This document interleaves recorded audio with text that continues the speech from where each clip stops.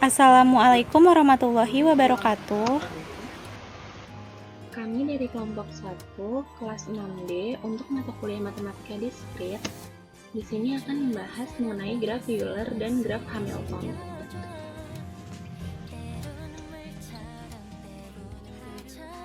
Anggota dari kelompok 1 terdiri dari 4 orang, yaitu Abdul Aziz, Martina Teresa Sitompul, Maulani Fabri Sucipto, dan Rizky Nurulstiani.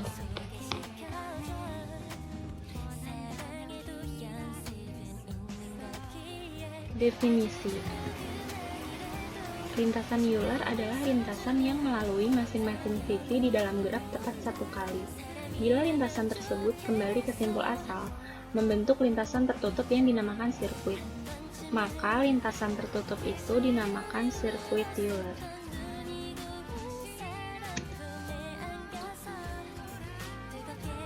Jadi, sirkuit Euler adalah sirkuit yang melewati masing-masing sisi tepat satu kali.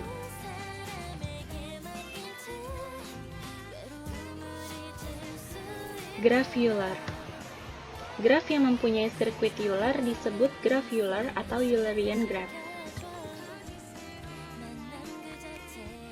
Lalu ada juga graf semi-Euler. Graf yang mempunyai lintasan Euler dinamakan juga graf semi-Euler atau semi-Eulerian graph.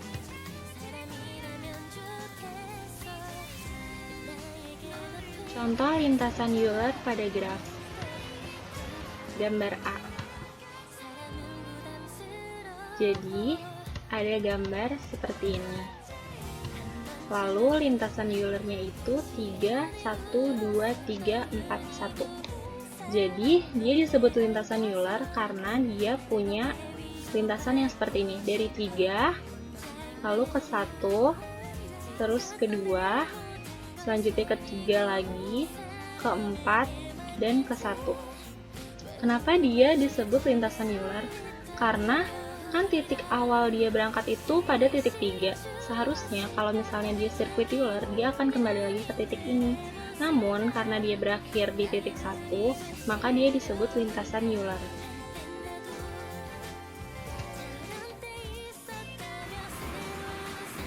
Selanjutnya ada contoh sirkuit Euler pada graf. Gambar B.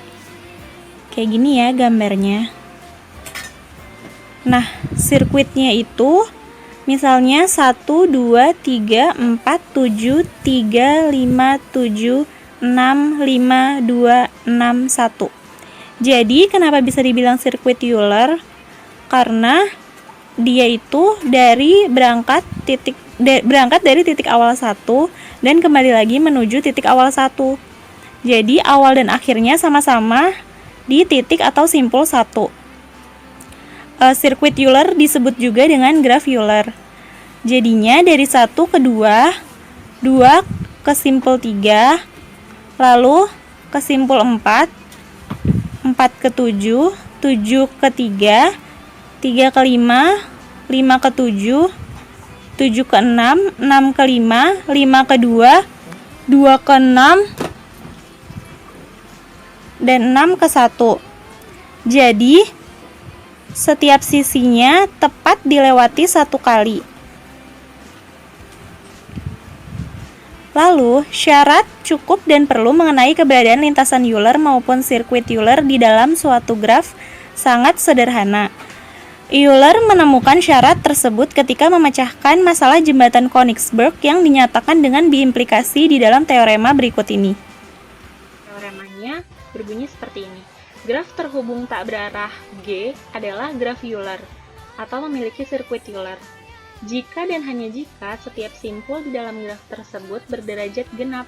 Apa sih maksudnya? Kita buktiin di sini ya. Nah, kita bisa tunjukkan contohnya di sini kalau graf tidak berarah juga dapat disebut graf Euler atau disebut memiliki sirkuit Euler jika dan hanya jika setiap simpulnya berderajat genap. Nah, graf ini menunjukkan dia memiliki lintasan Euler sekaligus sirkuit Euler karena dia berawal dari simpul A dan dapat berakhir di simpul A lagi. kita bisa lihat dari sini bahwa simpul A sendiri berderajat genap. Karena simpul A, ketika kita lihat simpul A, saat dia menuju simpul yang selanjutnya ke simpul B, dan saat dia menuju ke simpul yang G, dia terlihat bahwa dia memiliki derajat genap, atau terdapat derajatnya sama dengan 2. Nah, 2 itu kan angka genap. Lalu, yang B itu, dia juga mempunyai derajat genap, simpul B. Karena dia punya derajat 4. Karena dia berderajat 4, simpul B. Simpul C juga berderajat 4. Kesini, kesini, kesini, dan kesini. Lalu simpul D mempunyai derajat 2. Simpul E berderajat 4. Simpul H juga berderajat 4, di mana itu juga merupakan bilangan genap. Simpul F berderajat 4. Simpul G yang terakhir berderajat 2, di mana angka 2 dan 4 pada simpul-simpul yang ada di graf ini adalah berderajat genap semuanya. Jadinya, graf ini dapat disebut sebagai graf Euler, karena graf ini memiliki sirkuit Euler. Nah, di sini ada teorema 8.4, di mana graf terhubung tak berarah G adalah graf sinusoid Euler, memiliki lintasan Euler jika dan hanya jika di dalam graf tersebut terdapat tepat dua simpul berderajat ganjil. Nah, maksudnya apa? Graf yang memiliki sirkuit Euler pasti mempunyai lintasan Euler, tetapi tidak sebaliknya. Jika kita ingin membuat graf yang mempunyai lintasan Euler tanpa membentuk sirkuit, maka harus dipenuhi kondisi berikut. Pertama, graf tersebut harus terhubung. Kedua, graf memiliki tepat dua buah simpul berderajat ganjil. Nah, di sini ada contoh gambar graf. Nah, kita mau lihat apakah graf tersebut ini mempunyai lintasan Euler atau tidak. Nah, pertama kita lihat simpul 1, 2, 3, 4. Simpul 1, 2, 3, 4 ini saling terhubungkan oleh sisi-sisi.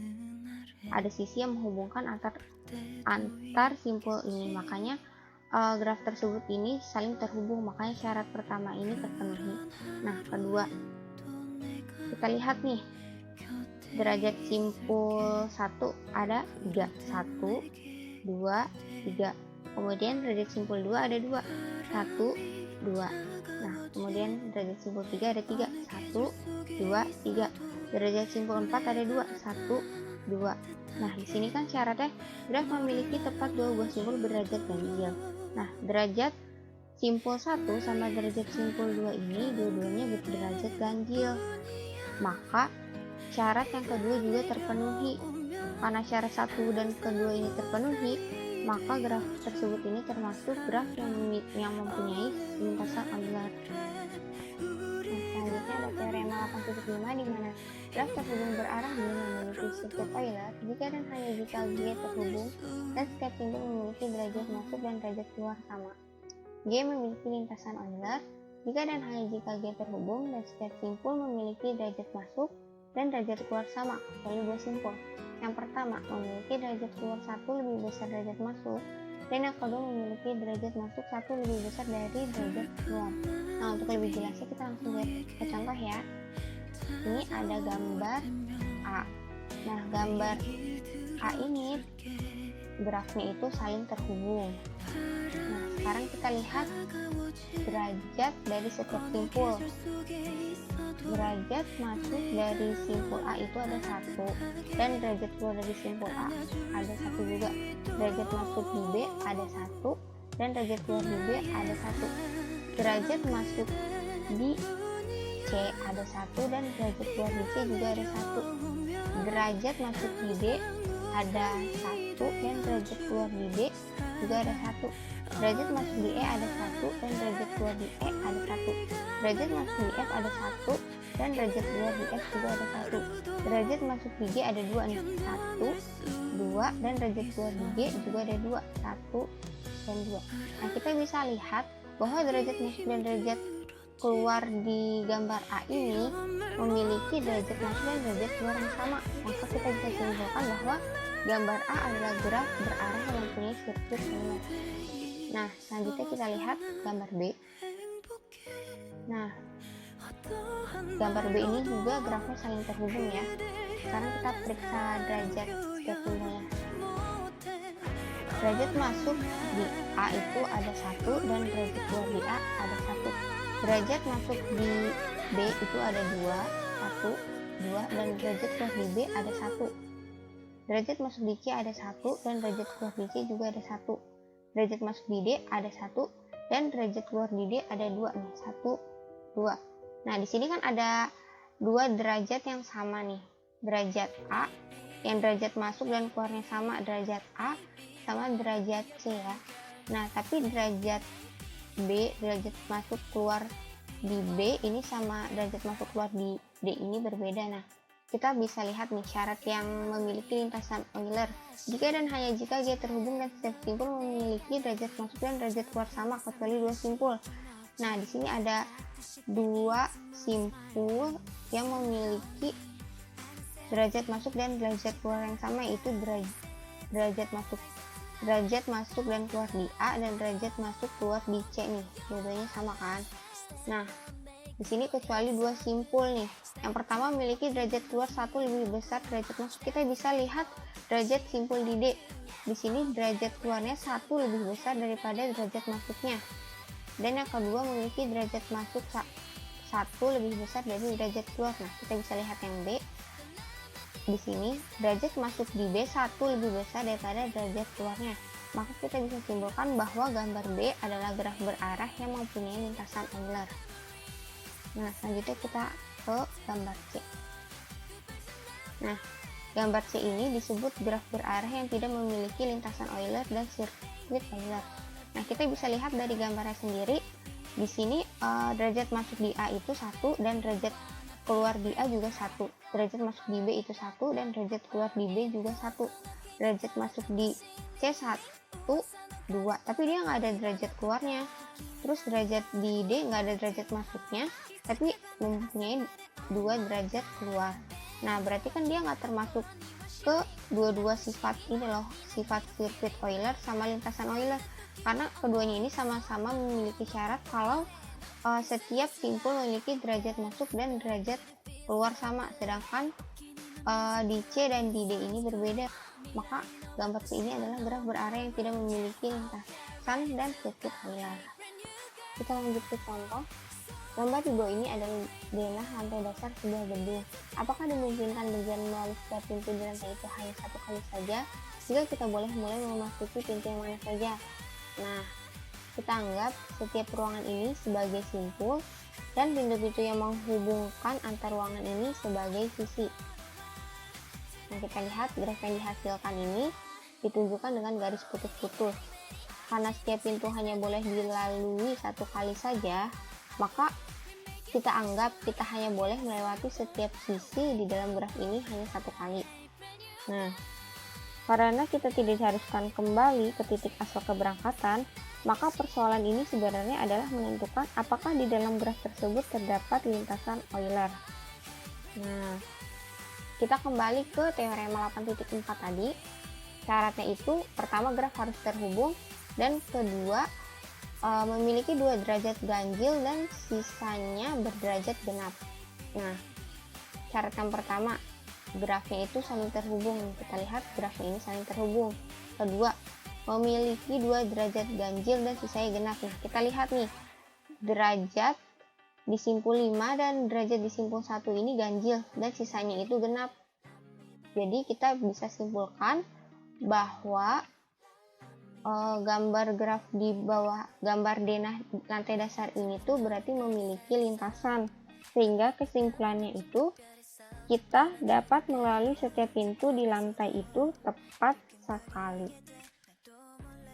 Selanjutnya, lintasan dan sirkuit Hamilton. Lintasan dan sirkuit Hamilton itu jika lintasan dan sirkuit Euler melalui sisi-sisi graf tepat sekali, maka lintasan dan sirkuit Hamilton melalui simpul-simpul graf tepat sekali. Di sini ada definisi lintasan Hamilton, ialah lintasan yang melalui tiap simpul di dalam graf tepat 1 kali, Bila lintasan itu kembali ke simpul asal membentuk lintasan tertutup atau sirkuit, maka lintasan tertutup itu dinamakan sirkuit Hamilton. Dengan kata lain, sirkuit Hamilton ialah sirkuit yang melalui tiap simpul di dalam graf tepat satu kali, kecuali simpul asal atau sekaligus simpul akhir yang dilalui dua kali. Graf yang memiliki sirkuit Hamilton dinamakan graf Hamilton. Graf yang hanya memiliki lintasan Hamilton disebut graf semi Hamilton. Nah, di sini ada gambar 8.60 yang memperlihatkan contoh graf yang mengandung lintasan atau sirkuit Euler. Yang bagian A itu adalah graf yang memiliki lintasan Hamilton, misal 3, 2, 1, 4. Yang B, graf yang memiliki sirkuit Hamilton 1, 2, 3, 4, 1. Dan bagian C itu graf yang tidak memiliki lintasan maupun sirkuit Hamilton. Nama sirkuit Hamilton muncul ketika Sir William Hamilton membuat permainan dodekahedron. Pada tahun 1859, Sir William Hamilton menawarkan mainan teka-teki ke pabrik alat mainan Dublin. Mainan itu terdiri dari dodekahedron atau yaitu benda yang disusun oleh 12 buah pentagonal, dan di sini ada 20 buah titik sudut. Dan tiap titik sudut diberi nama ibu kota negara. Bisa nanti dilihat pada gambar 8.61 bagian A. Permainan yang dapat dilakukan adalah membentuk perjalanan keliling dunia yang mengunjungi setiap ibu kota tepat satu kali dan kembali lagi ke kota asal. Persoalan ini dinamakan mencari sirkuit Hamilton. Pada gambar 8.61 bagian B adalah graf yang memodelkan dodekahedron dengan sebuah sirkuit Hamilton atau garis tebal. Berikut gambarnya. Nah, ini gambar 8.61. Yang bagian A itu dodekahedron Hamilton, dan yang bagian B graf yang mengandung sirkuit Hamilton. Walaupun masalah penentuan lintasan atau sirkuit Hamilton mempunyai kemiripan dengan masalah lintasan atau sirkuit Euler, namun sayangnya belum ditemukan syarat cukup dan syarat perlu yang sederhana. Untuk menunjukkan bahwa suatu graf tertentu mempunyai lintasan atau sirkuit Hamilton, kita terpaksa menggunakan cara pembuatan eksplisit lintasan atau sirkuit yang demikian. Di sini diberikan beberapa hasil umum tentang keberadaan lintasan atau sirkuit Hamilton dengan menggunakan beberapa syarat cukup atau bukan syarat perlu, berupa teorema Dirac dan teorema Ore. Teorema 8.6 atau teorema Dirac yang berbunyi, jika G adalah graf sederhana dengan n buah simpul atau n lebih besar dari sama dengan 3. Sedemikian sehingga derajat tiap simpul paling sedikit n/2, yaitu dV lebih besar dari sama dengan n/2 untuk setiap simpul V di G. Maka G adalah graf Hamilton. Berikutnya ada teorema 8.7 atau teorema Ore yang berbunyi, jika G adalah graf sederhana dengan n buah simpul atau n lebih besar dari sama dengan 3, sedemikian sehingga di V ditambah di U lebih besar dari sama dengan N untuk setiap pasang simpul tidak bertetangga U dan V, maka G adalah graf Hamilton. Yang selanjutnya saya akan menjelaskan tentang lintasan dan sirkuit Hamilton. Dalam materi ini terdapat teorema-teorema yang sudah dijelaskan sebelumnya. Untuk kali ini saya akan menjelaskan tentang teorema 8.8, teorema 8.9, dan teorema 8.10. Yang pertama ada teorema 8.8. Setiap graf lengkap adalah graf Hamilton. Yang kedua ada teorema 8.9. Di dalam graf lengkap G dengan n buah simpul n lebih besar sama dengan 3 terdapat sebanyak n dikurang 1 per 2 buah sirkuit Hamilton. Yang terakhir ada teorema 8.10. Dalam graf lengkap G dengan n buah simpul n lebih besar sama dengan 3 dan n ganjil terdapat n dikurang 1 per 2 buah sirkuit Hamilton yang saya lepas. Tidak ada hasil barisan. Jika n genap dan n lebih besar dengan 4, maka di dalam G terdapat n dikurang 2 per 2 buah sirkuit Hamilton yang saya lepas. Yang selanjutnya itu contoh persoalan pengaturan tempat duduk. 9 anggota sebuah klub bertemu tiap hari untuk makan siang pada sebuah meja bundar. Mereka memutuskan duduk sedemikian sehingga setiap anggota mempunyai tetangga duduk yang berbeda pada setiap makan siang. Berapa hari pengaturan tersebut dapat disamakan? Penyelesaian persoalan di atas dapat direpresentasikan oleh sebuah graf dengan 9 buah simpul sedemikian sehingga setiap simpul menyatakan anggota klub, dan sisi yang menghubungkan dua buah simpul menyatakan kedua simpul tersebut bertetangga tempat duduk. Untuk lebih jelasnya dapat dilihat dari gambar 8.6.2 yang ada di bawah ini. Lanjutan penjelasan contoh tadi. Contoh pengaturan tempat duduk adalah 1, 2, 3, 4, 5, 6, 7, 8, 9, dan 1 garis tebal, dan 1, 3, 5, 2, 7, 4, 9, 6, 8, 1 garis putus. Ini adalah dua buah sirkuit Hamilton yang saya lepas. Jumlah pengaturan tempat duduk yang berbeda adalah 9 dikurang 1 per 2 sama dengan 4. Jadi pengaturan tempat duduk yang berbeda itu dapat diterapkan selama 4 hari, yang setiap harinya setiap peserta mempunyai tetangga duduk yang berbeda dengan hari sebelumnya.